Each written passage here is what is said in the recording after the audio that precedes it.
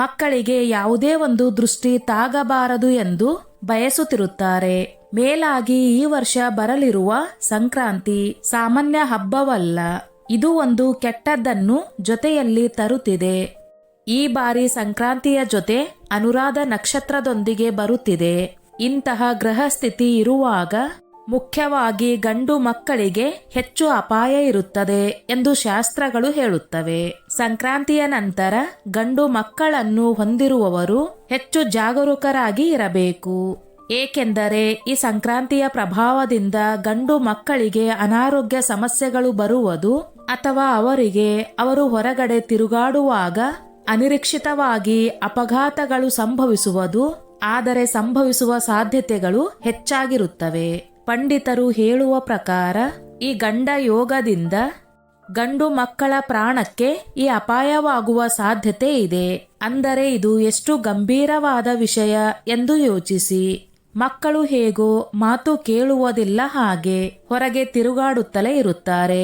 ಆದರೆ ಅವರನ್ನು ಅಪಾಯಗಳಿಂದ ಕಾಪಾಡುವ ಜವಾಬ್ದಾರಿ ಮಾತ್ರ ಪೋಷಕರದ್ದು ಆಗಿರುತ್ತದೆ. ಮಕ್ಕಳು ನಿಮ್ಮ ಮಾತು ಕೇಳದಿರಬಹುದು, ಅವರು ಆಕ್ರಮಣಕಾರಿಯಾಗಿ ವರ್ತಿಸಬಹುದು. ಆದರೆ ಯಾವ ತಾಯಿಯೂ ತನ್ನ ಮಗು ಕಷ್ಟದಲ್ಲಿ ಇರಬೇಕು ಎಂದು ಬಯಸುವುದಿಲ್ಲ. ಆದ್ದರಿಂದ ಈ ಸಂಕ್ರಾಂತಿಯು ಕೆಟ್ಟದ್ದನ್ನು ನಿವಾರಿಸಲು, ನಿಮ್ಮ ಮಕ್ಕಳನ್ನು ಮುಂದಿನ ಗಂಟೆಗಳಿಂದ ರಕ್ಷಿಸಲು ಈ ಹಬ್ಬದ ದಿನದಂದು ಒಂದು ಅದ್ಭುತ ಪರಿಹಾರವನ್ನು ಮಾಡುವುದು ಬಹಳ ಅವಶ್ಯಕ. ನಿಮ್ಮ ಮಕ್ಕಳು ನಿಮ್ಮ ಮಾತನ್ನು ಕೇಳಿದರೆ ಕೇಳದಿದ್ದರೂ ಅವರ ಒಳಿತಿಗಾಗಿ ಈ ಪರಿಹಾರವನ್ನ ಮಾಡಬೇಕು. ಮಕ್ಕಳು ಚಿಕ್ಕವರಾಗಿದ್ದರೂ ಅವರಿಗೂ ಕೂಡ ಈ ಒಂದು ಒಳಿತನ್ನು ಮಾಡಬೇಕಾಗುತ್ತದೆ.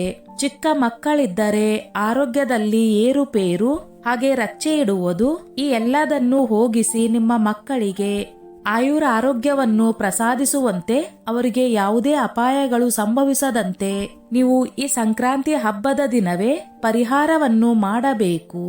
ನಿಮ್ಮ ಮತ್ತು ನಿಮ್ಮ ಕುಟುಂಬದ ಮೇಲೆ ಆ ಶನಿ ದೇವರ ಕೆಟ್ಟ ದೃಷ್ಟಿ ಬೀಳಬಾರದು ಎಂದು ನೀವು ಬಯಸಿದರೆ ಓಂ ಶನೇಶ್ವರಾಯ ನಮಃ ಎಂದು ಕಮೆಂಟ್ ಮಾಡಿ. ಆ ಶನಿ ದೇವರ ಆಶೀರ್ವಾದ ಸದಾ ನಿಮ್ಮ ಮೇಲೆ ಇರುತ್ತದೆ. ಈ ಪರಿಹಾರವನ್ನು ನೀವು ಭೋಗಿ ಹಬ್ಬದ ದಿನ ಅಥವಾ ಸಂಕ್ರಾಂತಿ ಹಬ್ಬದ ದಿನ ಮಾಡಿ. ಈ 2 ದಿನಗಳಲ್ಲಿ ನಿಮ್ಮ ಅನುಕೂಲಕ್ಕೆ ತಕ್ಕಂತೆ, ಮಾಡೋ ಸಮಯಕ್ಕೆ ತಕ್ಕಂತೆ ಯಾವುದಾದರೂ ಒಂದು ದಿನವನ್ನು ಆರಿಸಿಕೊಳ್ಳಿ.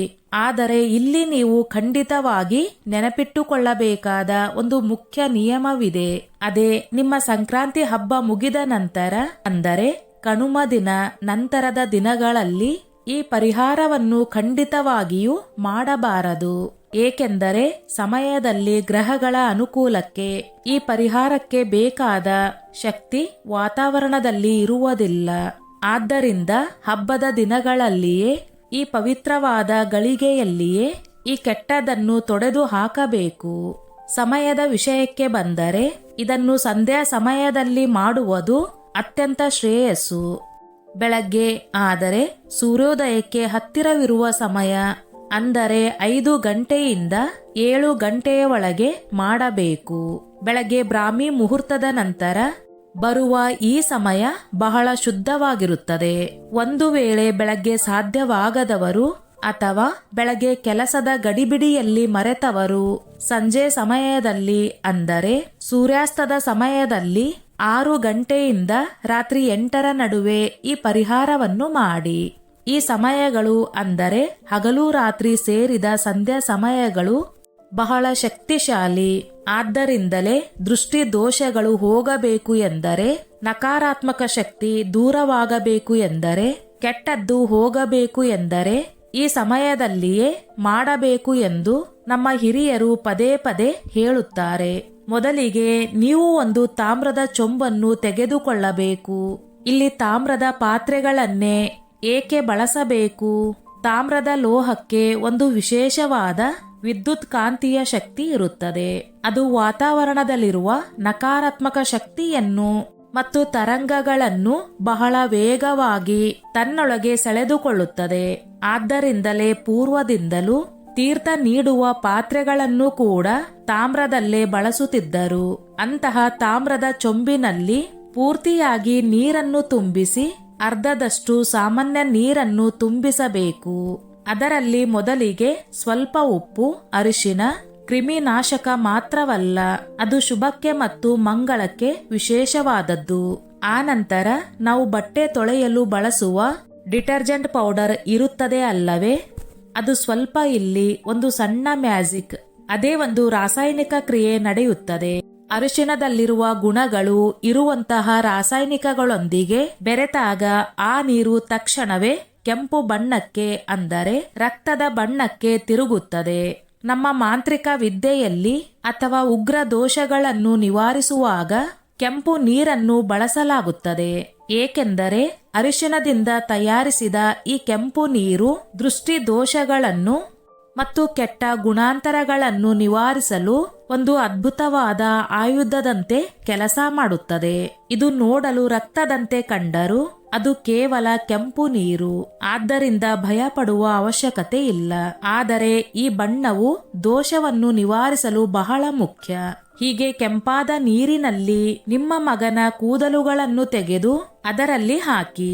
ಕೂದಲುಗಳು ಮನುಷ್ಯನ ದೇಹದ ಒಂದು ಭಾಗವಾಗಿರುವುದರಿಂದ ಆ ವ್ಯಕ್ತಿಯ ಮೇಲಿರುವ ಎಲ್ಲಾ ದೋಷಗಳನ್ನು ಆ ಕೂದಲುಗಳ ಮೂಲಕ ಆ ನೀರಿಗೆ ಪ್ರವೇಶಿಸಲು ಇದು ಸಹಾಯ ಮಾಡುತ್ತದೆ.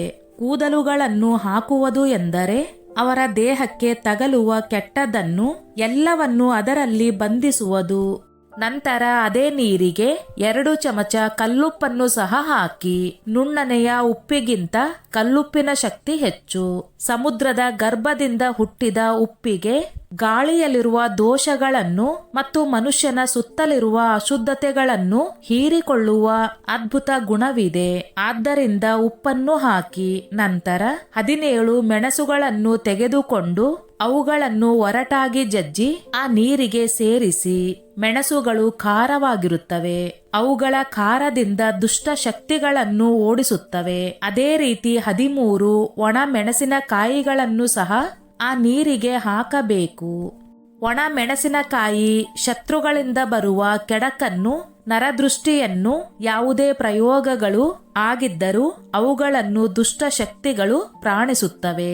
ಹಾಗೆ ಇವೆಲ್ಲವನ್ನು ಹಾಕಿದ ನಂತರ ಈಗ ನಿಮ್ಮ ಬಲಗೈ ತೋರು ಬೆರಳಿನಿಂದ ಆ ನೀರನ್ನು ಚೆನ್ನಾಗಿ ಬೆರೆಸಿ ಮಿಶ್ರಣ ಮಾಡಿ. ಹೀಗೆ ಮಿಶ್ರಣ ಮಾಡುವಾಗ ನಿಮ್ಮ ಮನಸ್ಸಿನಲ್ಲಿ ನನ್ನ ಮಗನಿಗೆ ಇರುವ ಎಲ್ಲಾ ಗಂಡಾಂತರಗಳು ದೂರವಾಗಬೇಕು, ಈ ಸಂಕ್ರಾಂತಿಗೆ ಇದೆಲ್ಲ ಹೋಗಬೇಕು, ನನ್ನ ಮಗನಿಗೆ ಹಿಡಿದಿರುವ ಕೆಟ್ಟ ಪೀಡೆ ಬಿಟ್ಟು ಹೋಗಬೇಕು ಎಂದು ಗಟ್ಟಿಯಾಗಿ ಸಂಕಲ್ಪ ಮಾಡಿಕೊಳ್ಳಿ. ತಾಯಿಯ ಸಂಕಲ್ಪಕ್ಕಿಂತ ಮಿಗಿಲಾದ ರಕ್ಷಣಾ ಕವಚ ಮತ್ತೊಂದಿಲ್ಲ. ಹೀಗೆ ಶಾಸ್ತ್ರೋಕ್ತವಾಗಿ ಸಿದ್ಧಪಡಿಸಿರುವ ಕೆಂಪು ನೀರಿನ ಚೊಂಬನ್ನು ತೆಗೆದುಕೊಂಡು ನಿಮ್ಮ ಮಗನನ್ನು ಮನೆಯ ಹೊರಗೆ, ಅಂದರೆ ಹೊಸ್ತಿಲು ದಾಟಿ ಹೊರಗೆ ಅಂಗಳದಲ್ಲಿ ಅಥವಾ ಖಾಲಿ ಜಾಗದಲ್ಲಿ ಕುಳಿತುಕೊಳ್ಳಲು ಹೇಳಿ.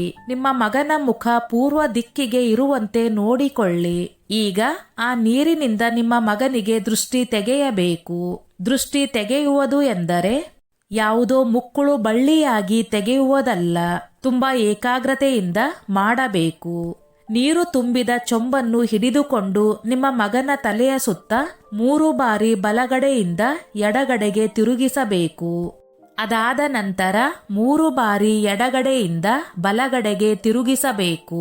ಹೀಗೆ ಮಾಡುವುದರಿಂದ ಅವರ ಸುತ್ತ ಇರುವ ಕೆಟ್ಟ ಶಕ್ತಿಗಳನ್ನು ತೆಗೆದು ನಂತರ ಚೊಂಬನ್ನು ಹಿಡಿದುಕೊಂಡು ನಿಮ್ಮ ಮಗನ ತಲೆಯಿಂದ ಕಾಲಿನವರೆಗೆ ಮೇಲಿನಿಂದ ಕೆಳಗೆ 3 ಬಾರಿ ಇಳಿಸಿ ದೃಷ್ಟಿ ತೆಗೆಯಬೇಕು. ಹೀಗೆ ಮಾಡುವುದರಿಂದ ದೇಹದಲ್ಲಿ, ನರಗಳಲ್ಲಿ ಅಡಗಿರುವ ಆಯಾಸ, ದೌರ್ಬಲ್ಯ, ನಕಾರಾತ್ಮಕ ಶಕ್ತಿ ಕಾಲುಗಳಿಂದ ಸರೋವರದವರೆಗೆ ಈ ನೀರಿಗೆ ಹಿಡಿಯುತ್ತದೆ. ದೃಷ್ಟಿ ತೆಗೆದ ತಕ್ಷಣ 1 ಕ್ಷಣವೂ ತಡ ಮಾಡದೆ ನೀವು ಆ ನೀರನ್ನು ತೆಗೆದುಕೊಂಡು ಹೋಗಿ ಮನೆಗೆ ದೂರ ಇರುವ ಒಂದು ಕಾಲುವೆಗಳಲ್ಲಿ ಅಥವಾ ನಿಮ್ಮ ಮನೆಯ ಹತ್ತಿರ ಎಲ್ಲಾದರೂ ನೀರಿದ್ದರೆ ಆ ನೀರಿನಲ್ಲಿಯೇ ಹರಿಸಬೇಕು. ಇಲ್ಲಿ ನೀವು ಅತ್ಯಂತ ಜಾಗರೂಕರಾಗಿ ಇರಬೇಕು. ಆ ನೀರನ್ನು ಜನ ಇರುವ ಸ್ಥಳಗಳಲ್ಲಿ, ಮಕ್ಕಳು ಆಡುವ ಜಾಗದಲ್ಲಿ, ಮನೆಯ ಅಂಗಳದಲ್ಲಿ ಇರುವ ಗಿಡಗಳ ಬುಡದಲ್ಲಿ ಸುರಿಯಬಾರದು. ಏಕೆಂದರೆ ಈ ನೀರಿನಲ್ಲಿ ಬಹಳ ಉಗ್ರವಾದ ನಕಾರಾತ್ಮಕ ಶಕ್ತಿ ಇರುತ್ತದೆ. ಅಪ್ಪಿತಪ್ಪಿ ಯಾರಾದರೂ ಆ ನೀರನ್ನು ತುಳಿದರೆ ಅಥವಾ ಆ ನೀರನ್ನು ಆವಿಯಾಗಿ ತಗಲಿದರೆ ಅವರಿಗೆ ಆ ದೋಷ ಅಂಟಿಕೊಳ್ಳುವ ಅಪಾಯ ಇದೆ. ಆದ್ದರಿಂದ ಹರಿಯುವ ನೀರಿನಲ್ಲಿ ಹಾಕುವುದು ಉತ್ತಮ. ಅದು ತಕ್ಷಣವೇ ಹೋಗುತ್ತದೆ. ನೀರನ್ನು ಸುರಿದ ನಂತರ ಹಿಂದೆ ತಿರುಗಿ ನೋಡದೆ ಕೈ ಕಾಲುಗಳನ್ನು ತೊಳೆದುಕೊಂಡು ಮನೆಯೊಳಗೆ ಬರಬೇಕು. ಈ ವಿಷಯವನ್ನು ಬಹಳ ಜಾಗರೂಕತೆಯಿಂದ ನೆನಪಿಟ್ಟುಕೊಳ್ಳಿ.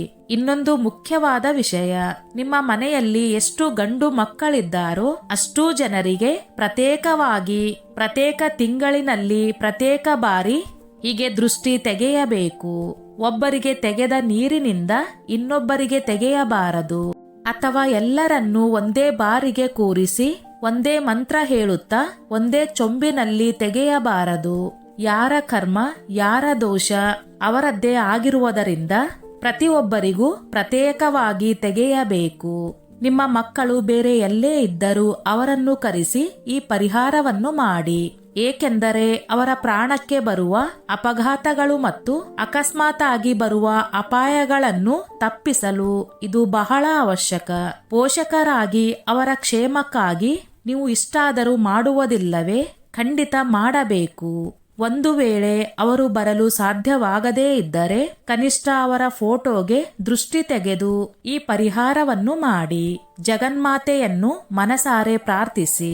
ಆದರೆ ವಿಶೇಷವಾಗಿ ಮಾಡುವುದರಿಂದ ಸಿಗುವ ಫಲಿತಾಂಶಗಳು 100ಕ್ಕೆ 100 ಫಲ ಸಿಗುತ್ತದೆ.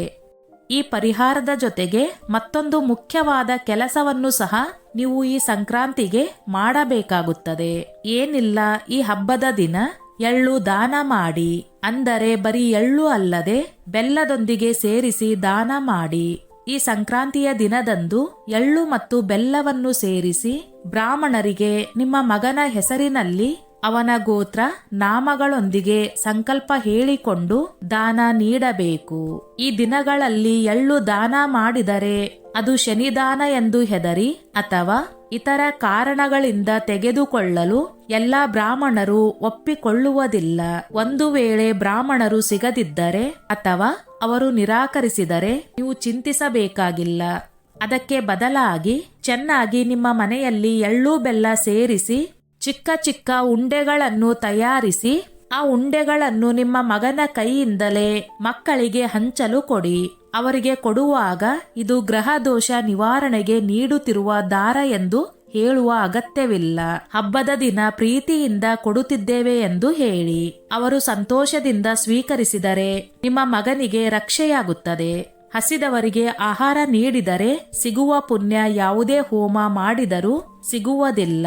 ಹೀಗೆ ಮಾಡುವುದರಿಂದ ನಿಮ್ಮ ಮಕ್ಕಳ ಮೇಲಿರುವ ಸಂಕ್ರಾಂತಿಯ ಗಂಡ ಗ್ರಹ ದೋಷ, ದೃಷ್ಟಿ ದೋಷಗಳು ಎಲ್ಲವೂ ನಾಶವಾಗುತ್ತದೆ. ಈ ಪರಿಹಾರವನ್ನು ಮಾಡುವುದರಿಂದ ಸಿಗುವ ಫಲಿತಾಂಶಗಳು ಅದ್ಭುತವಾಗಿರುತ್ತವೆ. ಸ್ನೇಹಿತರೆ, ಈ ನನ್ನ ಮಾಹಿತಿ ನಿಮಗೆ ಇಷ್ಟವಾಗಿದ್ದಲ್ಲಿ ದಯವಿಟ್ಟು ಶೇರ್ ಮಾಡಿ, ಲೈಕ್ ಮಾಡಿ ಮತ್ತು ಸಬ್ಸ್ಕ್ರೈಬ್ ಮಾಡಿ.